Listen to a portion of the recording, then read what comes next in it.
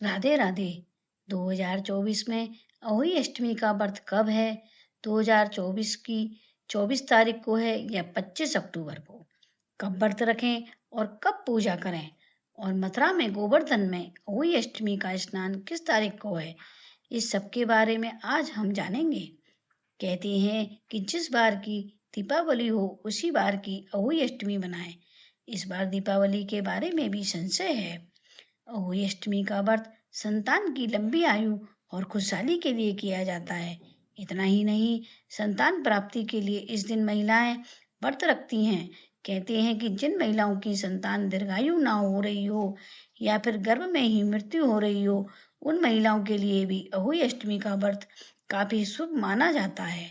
इस दिन पूरे दिन व्रत रखने के बाद रात को तारों को देखकर उन्हें जल चढ़ाकर पूजा करके व्रत को खोलती हैं। कुछ जगह पर चांद को देखकर भी व्रत खोला जाता है। पंचांग के अनुसार अष्टमी तिथि का प्रारंभ 24 अक्टूबर को सुबह 1:18 से प्रारंभ होकर 25 अक्टूबर को सुबह 1:58 पर समाप्त हो जाएगा। उदया तिथि के अनुसार देखा जाए तो 24 अक्टूबर को ही अहोई अष्टमी का व्रत रखा जाएगा और जो तारे या चंद्रमा है वह भी अष्टमी को ही निकलेंगे। इसलिए 24 अक्टूबर को ही अहोई अष्टमी मनाई जाएगी। इस दिन अहोई माता अर्थात माता पार्वती की पूजा की जाती है। इनकी पूजा करके हम माँ लक्ष्मी को प्रसन्न कर सकते हैं। संतान प्राप्ति के लिए अहोई अष्टमी के दिन मथुरा के गोवर्धन में एक अचूक उपाय किया जाता है। जिन्हें संतान योग नहीं बन रहा या संतान पैदा होते ही गाल में समझ आती है, तो वे अहोई अष्टमी की अर्धरात्रि को राधा श्याम कुंड गोवर्धन में स्नान करें। वहाँ इस दिन लाखों में श्रद्धालु आते हैं और इस दिन स्नान करते हैं। ये मौका साल में एक बार ही आता है, इसे व्यर्थ न जाने दें। इस दिन राधा कृष्ण कुंड गोवर्धन में स्नान करने से संतान योग प्रबल होता है। पूजा की सामग्री में एक चौकी पर बिछाने का कपड़ा, एक तेल का दीपक, हरी सब्जियां, मिट्टी की मटकी और उस पर रखने का ढक्कन, अहोई अष्टमी का कैलेंडर, एक करवा, एक लोटा रोली चावल और मटकी पर रखने के लिए अठावरी जिसमें 8 पूड़ी, 8 पुआ, आटे का हलवा तथा पैसे, बायना निकालने के लिए 8 पूड़ी, हलवा, 8 पुआ, पैसे रखें।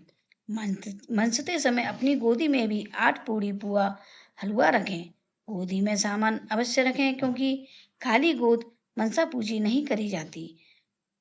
गोदी के सामान को बाद में स्वयं ही खा लें। अब मैं अहोई अष्टमी की पूजा का जो शुभ मुहूर्त है उसके बारे में बताती हूँ। कार्तिक माह के कृष्ण पक्ष की अष्टमी तिथि यानी कि अहोई अष्टमी को पूजा का जो शुभ मुहूर्त है वह 24 अक्टूबर को शाम के समय 5:42 से लेकर 6:59 तक है और तारे देखने का जो शुभ मुहूर्त है वह 6:06 पर है।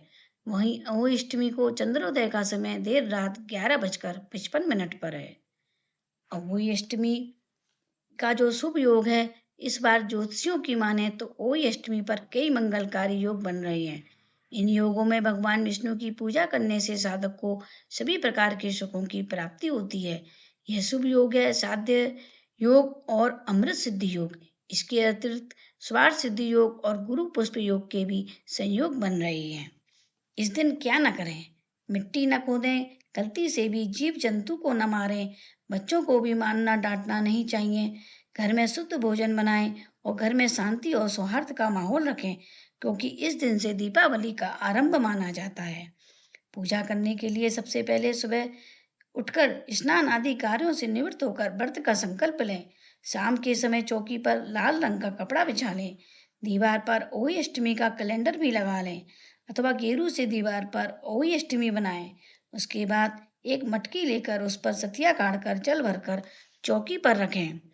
इस मटकी के पानी से दीपावली से एक दिन पहले रूप चौदस के दिन स्नान करने से शरीर के रोगों से मुक्ति मिलती है। साथ ही रूप भी सुंदर आता है और यह आगे के लिए भी बहुत अच्छा होता है।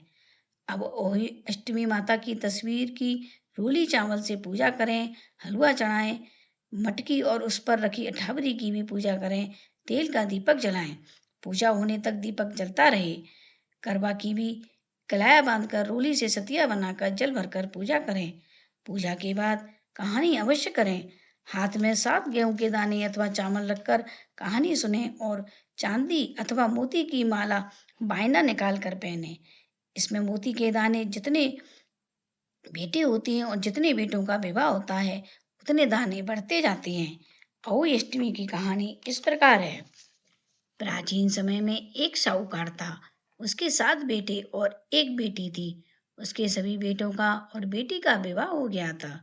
बेटी दीपावली के त्योहार पर पियर आई हुई थी। दीपावली पर घर को लीपने के लिए 7 बहुएं मिट्टी लाने जंगल में गईं, तो ननद भी अपनी भाभियों के साथ चली गई। दीपावली से पहले कार्तिक कृष्ण पक्ष की अष्टमी को 7 बहुएं अपनी नंद के साथ मिट्टी लेने जंगल गई। जहां से वे मिट्टी खोद रही थी वहां पर स्याऊ से की माद थी। मिट्टी खोदते समय नंद के हाथ से कुदाल लगने से साहू के बच्चा मर गया। उसने गुस्से में साहू माता ने नंद से कहा कि अब मैं तेरी कोख बांधूंगी। नंद के द्वारा गलती किए पाप के लिए बार बार माफी मांगने पर रोने पर साहू माता ने कहा अगर उसकी जगह और कोई का कोख बंधवा ले तो वह उसे शराब से मुक्त कर सकती है। नंद ने अपनी सभी भाभियों से कहा तो भाभियों ने मना कर दिया। सबसे छोटी बहू ने कहा कि वह नंद के बदले अपनी कोख बंधवा लेगी। साहू के शाप के कारण छोटी बहू की कोख बंध गई और छोटी बहू के 7 बेटे थे जो एक एक करके मरने लगे। छोटी बहू ने पंडितों से इसका कारण पूछा तो उन्होंने बताया कि साहू के कोख बांधने के कारण ऐसा हुआ है। यदि वह काली सुरई गाय की सेवा करेगी तो उसे इस श्राप से मुक्ति मिल जाएगी, क्योंकि काली गाय साहू माता की भाईली है। छोटी बहू ने सुरई गाय की सेवा करने लगी। सुरई गाय ने जब ये देखा कि वह रोज मेरी सफाई कौन कर देता है, मेरी सेवा कौन करता है, एक दिन जल्दी उसने ये देखा कि छोटी बहू उसकी सेवा कर रही है, तो उसकी सेवा से प्रसन्न होकर उसे साहू माता से वरदान मांगने के लिए कहा। छोटी बहू ने कहा कि उसकी कोख बंध गई है, उसके बच्चे नहीं हो रहे, उसे साहू माता का श्राप लगा है। अगर उसकी कोख खुल जाए तो वह फिर से मां बन जाएगी। इस पर सुरई गाय ने कहा कि वह साहू माता के पास उसके साथ चले और वह उसको अपने साथ लेके चलने लगी।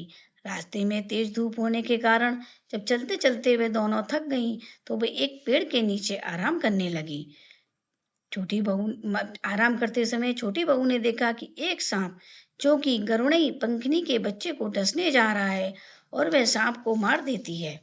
इतने में गरुड़ पंखनी वहां आ जाती है और खून बिखरा देखकर सोचती है कि छोटी बहू ने उसके बच्चों को मार दिया है। फिर छोटी बहू को चोंच मारने लगती है, पर जब बाद में छोटी बहू उसे सच्चाई बताती है कि उसने उसके बच्चों को नहीं मारा, उसने तो सांप से उसके बच्चों को बचाया है। इस पर गरुड़ पंखनी खुश होती है और सुरई गाय समेत उन्हें साहू माता के पास पहुंचा देती है। उसे देखकर साहू माता बहुत प्रसन्न होती है और सुरई गाय से कहती है कि बहुत दिनों बाद आई हो। इसके बाद वह सुरई गाय से अपने सिर में जूं पड़ी होने के कारण उन्हें निकालने के लिए कहती है। इस पर वह छोटी बहू से कह देती है। छोटी बहू जो उसके सिर में से जूं निकालती है तो इससे प्रसन्न होकर सुरई साहू माता उसे वरदान मांगने को कहती हैं। तब वह साहू छोटी बहू की सेवा तथा नंद पर किए गए उपकार से प्रसन्न होकर उसे 7 बेटे और 7 बहुओं का आशीर्वाद देती है।